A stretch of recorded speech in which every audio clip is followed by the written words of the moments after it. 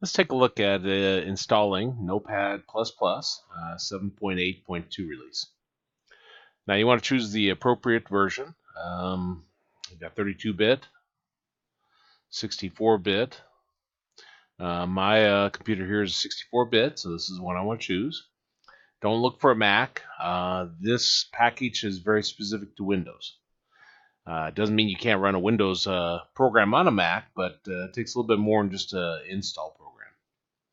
I'm going to click this installer, and you should see it downloading here in the bottom, and I'll click it now. It's popping up asking me to allow me to make changes. You may not be able to see this, but I'll click yes. And leave it as English. Click next. Accept my license agreement, whatever it says. Usually it's a good idea to read stuff before you agree to it. And I'll leave that as default. Save it in program files. Click next. You can change these if you want. I always just leave them as default. If you want to put a shortcut on your desktop, then you want to choose this, and then click install.